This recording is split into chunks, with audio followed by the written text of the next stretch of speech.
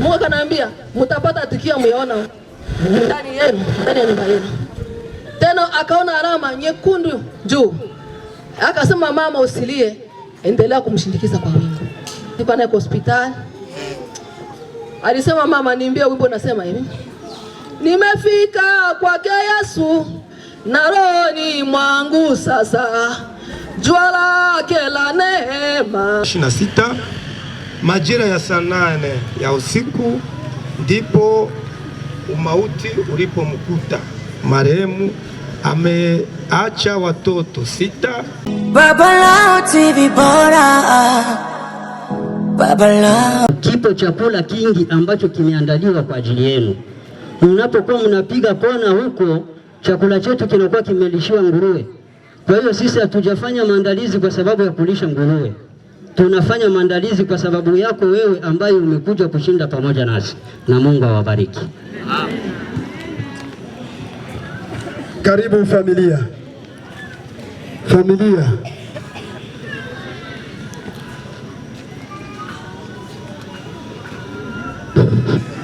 Bwana Yesu asifiwe. Amen. Ifuatayo ni historia fupi ya marehemu. Wasifu wa marehemu aitwaye Tumaini Imara. Alizaliwa tarehe 1 mwezi wa 7 mwaka wa 1985 huko Goma katika nchi ya Kongo. Alianza elimu ya msingi katika kambi ya wakimbizi ya Lugufu iliyopo wilaya ya Uvinza.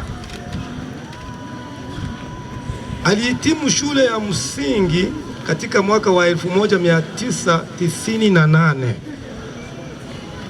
Akajiunga na elimu ya diploma mwaka wa 1999. Akamaliza mwaka wa 2001. Chanzo cha kifo cha marehemu. Marehemu aliugua kwa muda mrefu akiwa anasumbuliwa na maradhi ya moyo pamoja na presha. Mnamo tarehe 20 mwezi wa 8 2026 majira ya saa 8 ya usiku ndipo umauti ulipomkuta marehemu. Ameacha watoto 6, wa kike 2, wavulana 4 na mjukuu 1. Bwana alitoa na Bwana alitoa. Jina la Bwana libarikiwe. Amen. Ifuatao ni utambulisho fupi. Tutoa shukrani sana tena sana sisi wanafamilia, ujio wa marafiki zetu kutoka Kibondo wote kwa jumla wangelisimama punge mkono. Wote waliopo Kibondo nzima kuanzia hapo wote wasimama punge mkono. Jamani, hawa ndio marafiki zetu walikuja kutusupport. Asante na Mungu mbariki. Asante. Bwana Yesu asifiwe. Amen. Karibu kanisa. Bwana Yesu asifiwe sana. Amen. Neno la Bwana libarikiwe. Ni hotuba ya marehemu kuhusu kanisa. Marehemu aliitwa kwa majina ya Tumaini Imara. Marehemu alizaliwa hapa Kongo Goma mnamo tarehe 1 mwezi wa 7 mwaka 1985. Marehemu alipokea kanisa mnamo mwaka wa 2020. Ilipofika tariki 20 mwezi wa 8 marehemu akatuacha. Bwana Yesu asifiwe sana. Amen. Na Bwana awabariki sana katika neno lake. Amen. Bwana Yesu asifiwe. Amen. Mimi nataka tunikazia hapa kwa kanisa. Dada huyu alikuwa ni mkeketi. Kuna muda alikuwa anafunga safari anakuja huko. Lakini hili acha tu nilaumu familia. Jamani, kila mtu ana zizi lake. Kila mtu ana kanisa yake. Na ukipatwa na mgeni yoyote au ndugu mwingine akifika kwako, lazima muulize zizi lako ni lipi. Kama alipo, ingia hapa jirani, kwa sababu anayekuwa na mwili ndo ana nini? Lakini dada alikuwa anakuja ni mkeketi, hata kwetu alikuwa afiki. Inawezekana familia haikuwa muulizi wala haikuwa au yeye hakuwa aulizi, lakini ni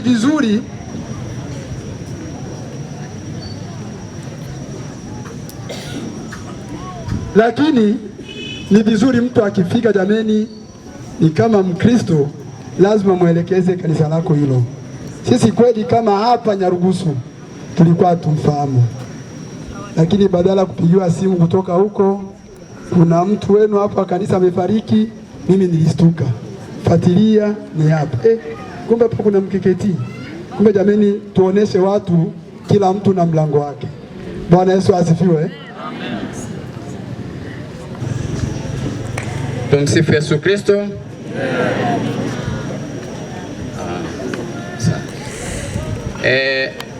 Hatuna mengi ya kuongea zaidi. Naamini kwamba mengi yameshaongelewa, na kuna kitu kimoja ambacho watu wanaweza kujiuliza kwamba huyu tumekwenda kumzika ni wa jamaa gani? Hicho kitu kilikuwa bado hakijaongelewa hapa. Basi mtu anatoka katika jamaa na vile vile ana wajomba mtu. Ni lazima hiki kitu nikiongee. Huyu ambaye tunaye hapa sasa hivi akiwa ni marehemu ni mtoto wa Bashi Mase. Katika zile nyumba za Mase ametoka katika ile nyumba ya Uwa Mwenda. Kwa hiyo mtakapoenda huko waambie kwamba tulikuwa tunaenda kujamaa Bashi Mase ambao balifiwa na binti yao, na yeye huyu ni mwipwa wa Bashi Mwenda. Bashi Mwenda pale Makobola ndo bajomba yake, na zaidi tutasema kwamba mengine tutawapasha baadaye, lakini niishie kwanza hapo, nimkaribishe tate yake mama yake aje aongee kidogo.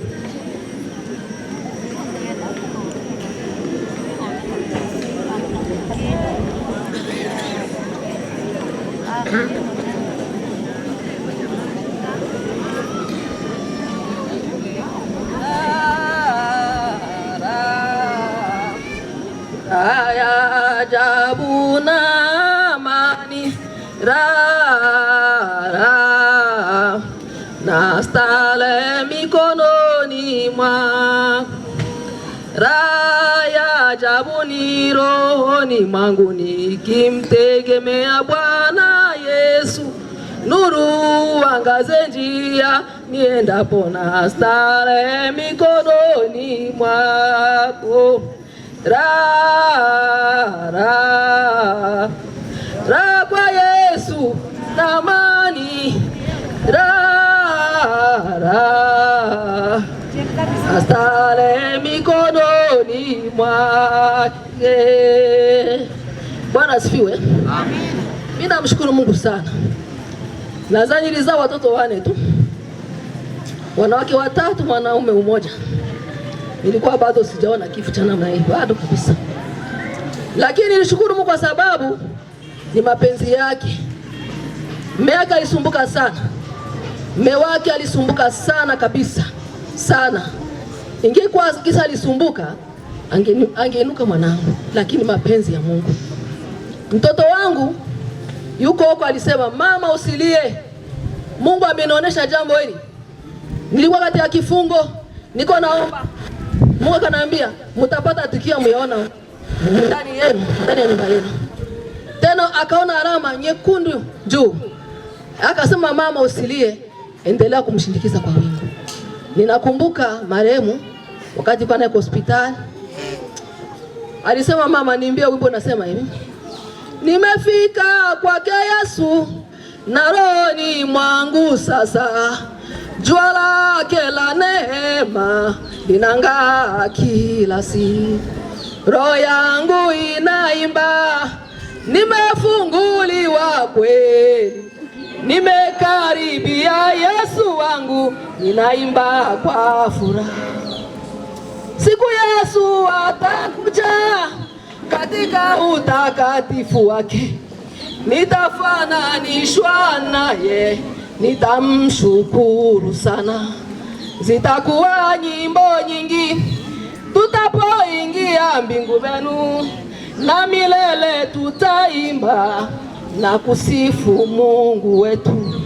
Roho yangu inaimba, nimefunguliwa kweli, nimekaribia Yesu wangu, ninaimba kwa furaha. Imba ya pili ndema kwa kifupi tu. Ya pili alisema hivi: waliaminio neno lake Mungu watapata nguvu kuwa washindaji, kwani Bwana Yesu alituahidia atabithibitisha neno kwa ishara. Shinda shinda, nguvu ya kushinda. Shinda shinda shinda kila saa. Mungu atatupa nguvu ya kushinda, tumtii Yesu nasi tutashinda. Bwana asifiwe. Amen. Mimi namshukuru sana, mtu wangu aliungama sana. Aliungama sana. Kila neno nikitoka nje, mama kwa nini unatoka nje? Niko nakumbushwa. Alisema kila neno. Alisema kabisa. Wakati alikuwa kumotele, alikuwa anajua kila mtu na kusema. Wakati anataka kata roho, anakaa kwenye kitanda, anaambia mama, mwambie Mungu anisamehe kwa sababu ya kuchoka. Nilikuwa naona kisu hapa nitaka kujikata. Nikufa limwasa, mwili umechoka. Mwambie Mungu anisamehe. Na wakati alisema vile, hakutaabika tuma wangu. Hakutaabika kisema nakufa. Tuliona tu anaambia mtoto wake, niweke mtoto wake huyu hapa. Anamwambia nikamati kichwa changu tia kwenye kifua hivi. Alitia kichwa kwenye kifua na ndo alifunga macho. Hakuna mwalimu funga macho wala mdomo, amefunga mwenyewe. Na mwili wake ukiona uko laini sana kabisa. Nimeshukuru kwa sababu ilikuwa dosi atoa limbuko kwa Bwana. Mungu alipokea limbuko hili kwa amani. Na asema asante. Mimi ndo mama yake atuma, naitwa kwa jina Ronina Netabo, Dr. Ronina. Asante. Bwana Yesu asifiwe. Tumsifu Yesu Kristo. Ndio. Sio kila mtu. Soma hiyo verse mama. Soma verse. Yenye Mungu alinipata nilikuwa na matumaini sana. Zaburi 112 mstari wa kwanza 3. 112. Tuone kwanza nisema.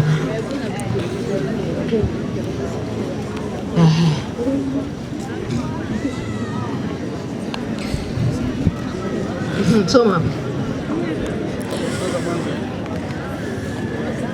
Zaburi ya 112 inasema hivi: Haleluya, eri mtu yule amchaye Bwana, apendezwaye sana na maagizo yake. Wazao wake watakuwa hodari duniani. Kizazi cha wenye adili kitabarikiwa. Bwana asifiwe sana. Amen. Nimebarikiwa sababu limbuko Mungu amechukua. Amwezi ende kunasema hivi na hivi, ni Mungu, mapenzi ya Mungu. Haya, Bwana asifiwe. Amen. Bwana asifiwe sana. Amen. Tumsifu Yesu Kristo. Ndio nitasema tu neno fupi kusema kwamba ameshuhudia hapa juu ya magonjwa ya mwanae na kifo cha mwanae, ndiye mama yake ya Tuma aliyemzaa Tuma. Na si kila mtu ambaye atapata nafasi ya kusimama mbele ya maiti ya mwanae kama hivi amesimama na akamwimbia kama alivyokuwa anamwimbia, anamsindikiza Kikristo. Bila shaka ni neema nyingine. Kwa hiyo tutasema kwamba jina la Bwana libarikiwe. Na mimi ninaposimama hapa nikiongea, mimi ni kaka yake ya Tuma. Asanteni. Bwana Yesu asifiwe. Basi tujiandae kwa kutoa sadaka. Naomba wimbo mmoja twende tutoe sadaka. Ameshuhudia hapa juu ya magonjwa ya mwanae na kifo cha mwanae, ndiye mama yake ya Tuma aliyemzaa Tuma. Na si kila mtu ambaye atapata nafasi ya kusimama mbele ya maiti ya mwanae kama hivi amesimama na akamwimbia kama alivyokuwa anamwimbia, anamsindikiza Kikristo. Bila shaka ni neema nyingine. Kwa hiyo tutasema kwamba jina la Bwana libarikiwe. Na mimi ninaposimama hapa nikiongea, mimi ni kaka yake ya Tuma. Asanteni. Bwana Yesu asifiwe. Basi tujiandae kwa kutoa sadaka. Naomba wimbo mmoja twende tutoe sadaka. Baba Lao TV bora. Baba Lao.